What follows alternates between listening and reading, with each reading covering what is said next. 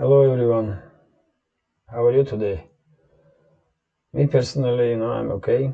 Mm, Today is my day off, so I have time to make this video, maybe even second one little later. And I will try to give you not just update on latest news that are making headlines in Russian media outlets, but also I will share with you my personal opinion about uh, possible moves of Russian Federation after uh, retreat from Kharkov region that took place recently. So it must be interesting. So let's start. But first of all, I will ask you to subscribe on my channel and leave some commentary. As you can notice on commentary section, I'm quite happily are engaged in exchange of opinions. So, if you think this channel may have some potential, subscribe, leave some commentary, push that like button, so um, I will have more chances to reach wider audience. Now let's begin, man. And first and probably main topic in this video will be possible moves that Russia may take or may not after devastating withdrawal from Kharkov region. Devastating for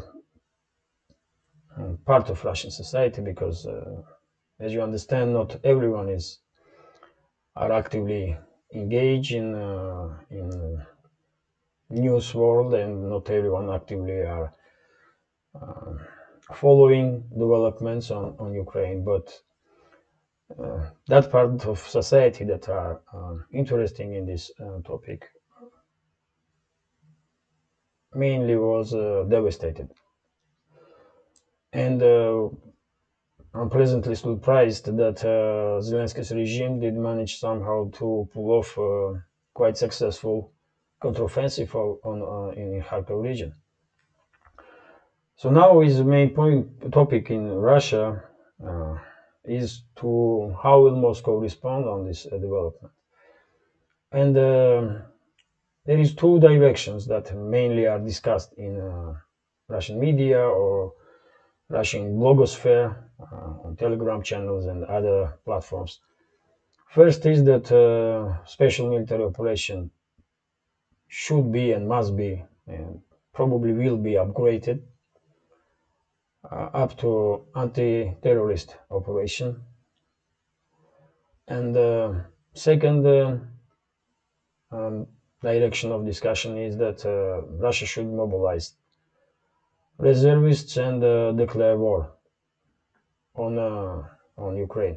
Some commentators may go even far and demand from government to declare war on entire NATO, because everyone knows that NATO member states are actively involved and are actively engaged in this conflict. And I'm not talking about only supplies of weapons to Zelensky's regime. There are many videos on YouTube where you can clearly see foreign fighters. And 2 days ago, I even saw pictures of fighters in NATO uniform. Uh, I can't remember which state, but there were some pictures with officers in uniforms of NATO member states, Norway, and I mean Germany, or I don't know. I can't remember that exact stuff. But anyway, for me personally, it's clear that NATO is fighting against Russia, mainly using Ukrainians as manpower. But still. Even though me personally, I don't support to declare war on NATO, because that will be the end of this world as we know it. Because then we're talking about nuclear exchange, and no one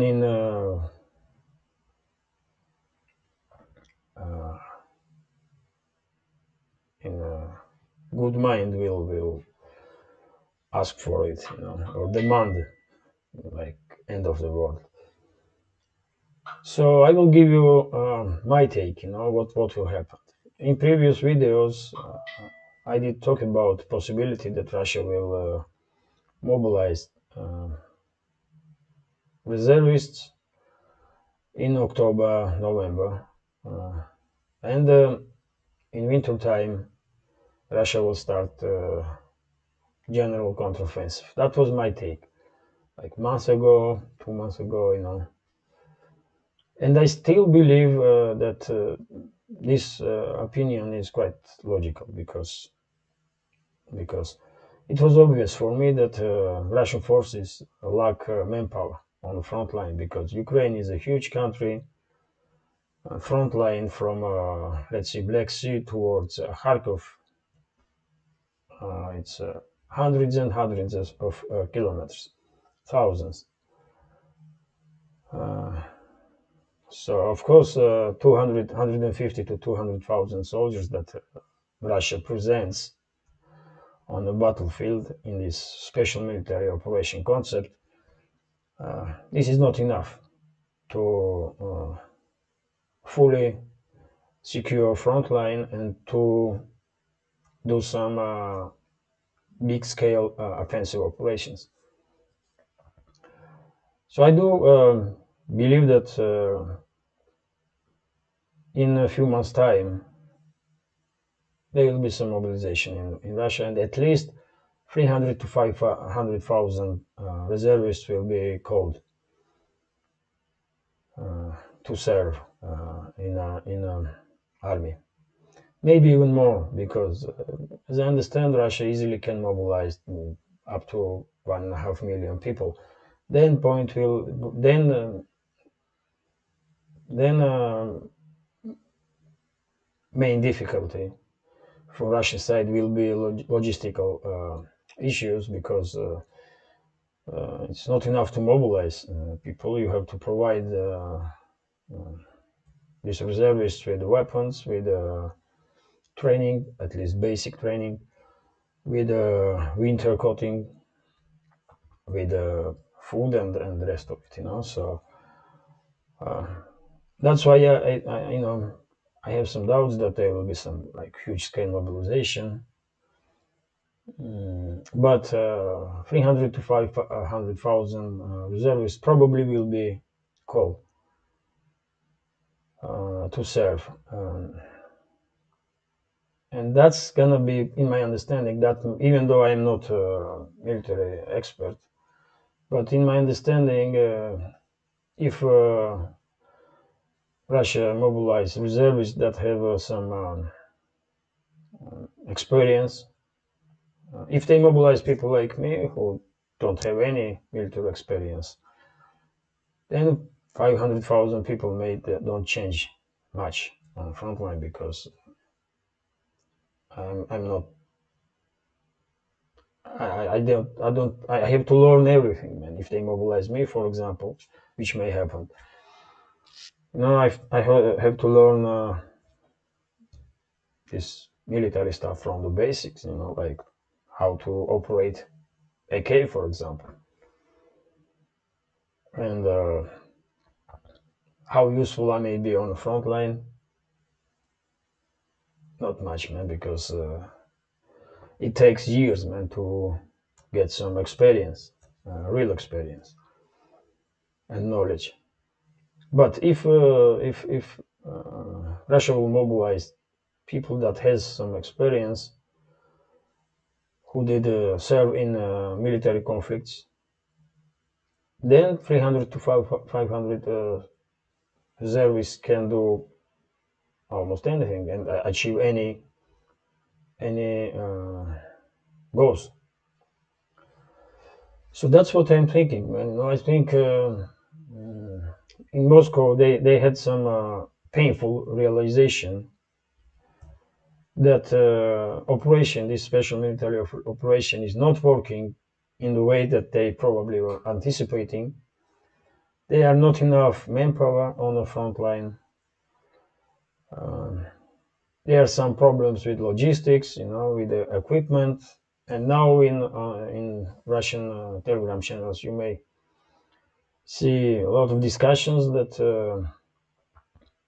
uh, Kremlin was mistaken by some corrupt officials who were reporting that everything is fine in army and all equipment is like 100% battle ready, and you know everything is okay. But in reality, something went terribly wrong. So there will be some changes in leadership of uh, special military operation. Maybe the status of military operation will change on first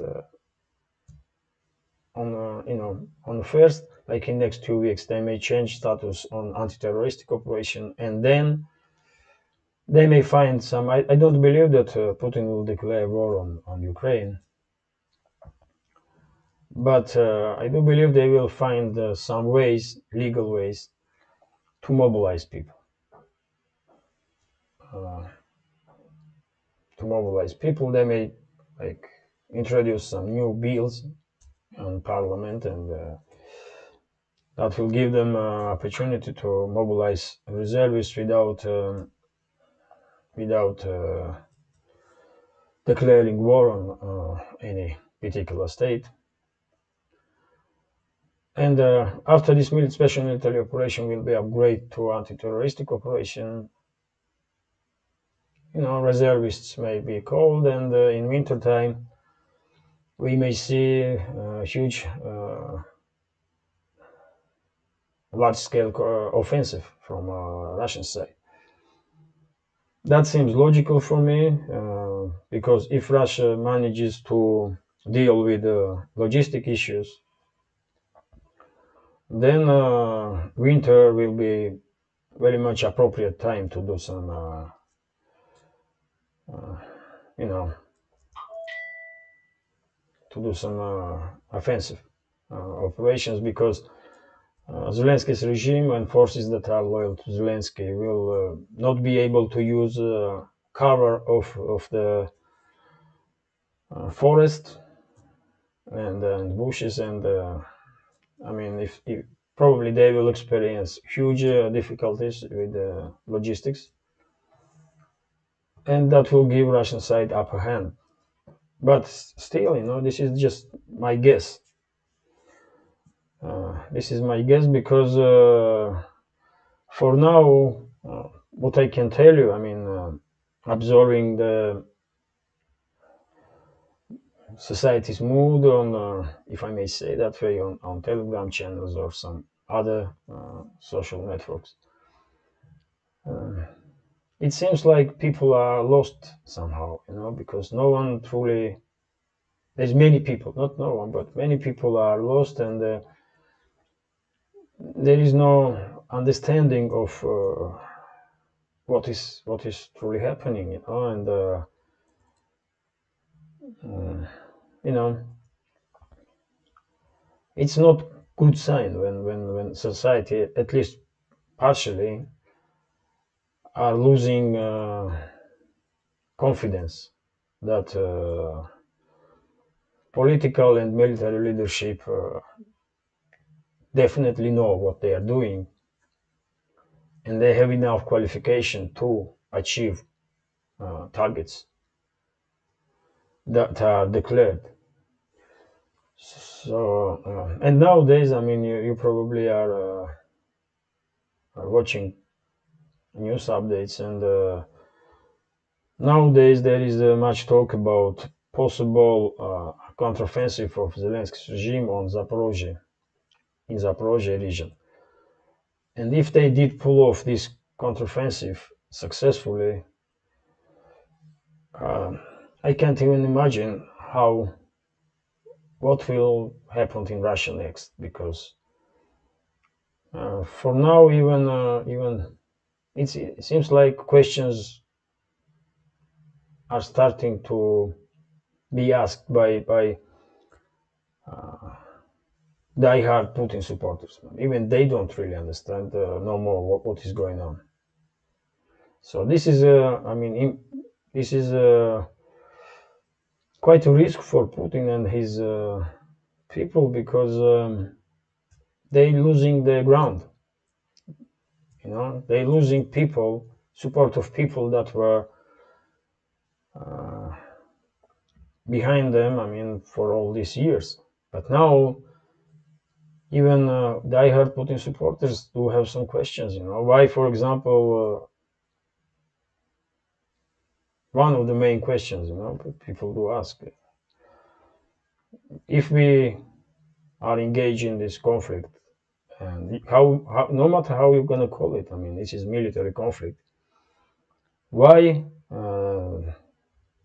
Russian side did not target decision-making centers, for example, in Kiev, and not just in Kiev, in general, Why Ukrainian railroad is still working and the Ukrainian Zelensky's regime has the opportunity to move around its forces with quite fast uh, using this railroad system, And there are many questions, man. And one thing is when these questions being asked by people that never did support Putin, but when Putin supporters losing confidence in political leadership, that's a big development inside Russia, which may cause some huge changes in the future. So, I hope I do explain myself correctly. But right now, it seems like last week also, it's time for Russian society to, like wake up, because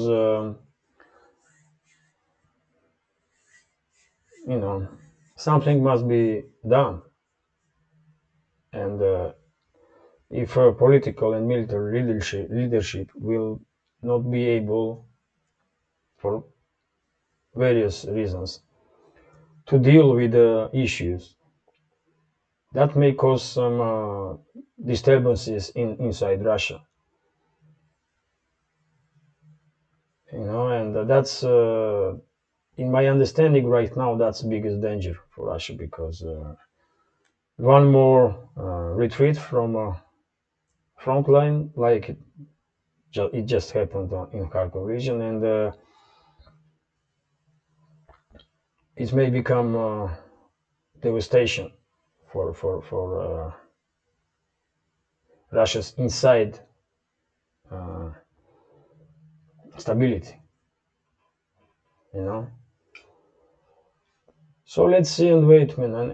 Let's wait and see, man, what's gonna happen. But for now, it seems like it's a last opportunity for Putin and his people to do some crucial changes in leadership if it's necessary, uh, and to make some decisions that will deal with the issues on the front line. Otherwise, otherwise, who knows, man? We may end up in civil war in Russia, because patriotic people that are, you know, highly patriotic, and all in for Russia, they are very angry about what is happening. So who knows, man? It's a Rubicon, It seems like Russia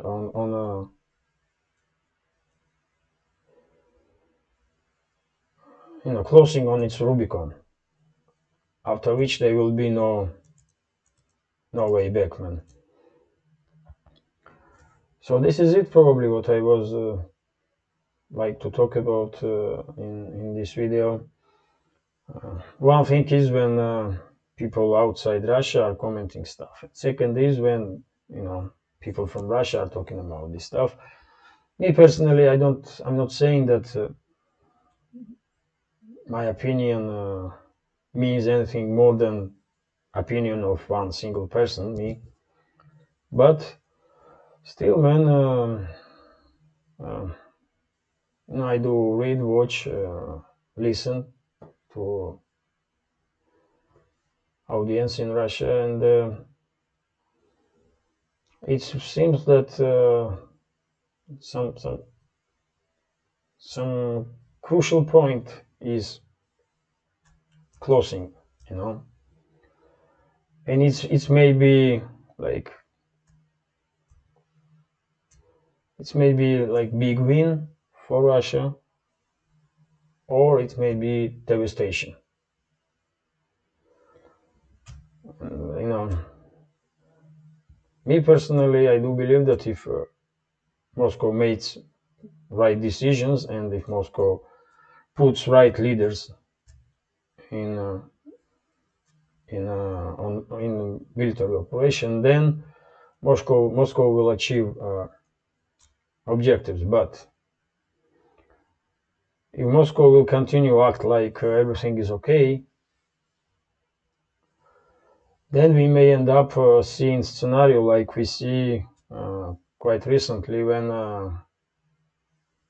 conflict between Armenia and Azerbaijan took place, when Armenian leadership until last day were talking about that everything is fine, and then society who did believe in officials, they had some painful realization that while their leaders were talking about that everything was fine on the front line, everything was devastatingly wrong and bad, and as a result, uh, Armenia lost control on almost all territories that they have under their control on Azerbaijan. So they lost control on most parts of Karabakh region too. So I am afraid if Moscow will continue this current direction, when no one is wanting to change something, or I don't know, man. I don't understand what Moscow really wants, man. Me personally. But if they continue to deny that there must be some changes, and if they continue to tell people from the propaganda channels that everything is fine, man, this Kharkov retreat was not retreat, really. It was just we just move forces up and down, and it's okay. That was planned, and everything is going well. If they continue this way, man, Russia may end up in a situation like Armenia was after conflict with Azerbaijan. And when it comes to Russia, if you take in account how complex Russia is as a state, that kind of scenario that Armenia end up will maybe end of this state. Russia may just didn't survive that kind of scenario. I hope that's not gonna happen. I hope Moscow will make right decisions, and they will be up to,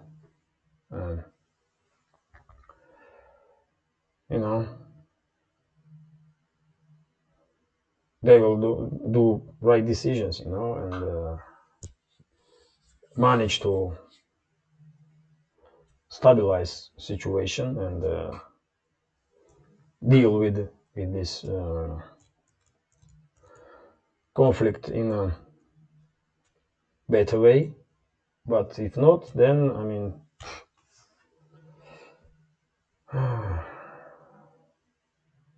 So it is what it is, man. Right now, Russian society is quite depressed. Part of society that were actively, you know, watching news about Ukraine and stuff. And no one knows what may happen next, man, because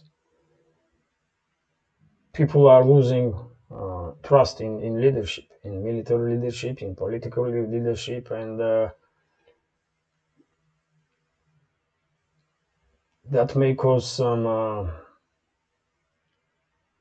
issues that will bring down Russian Federation itself.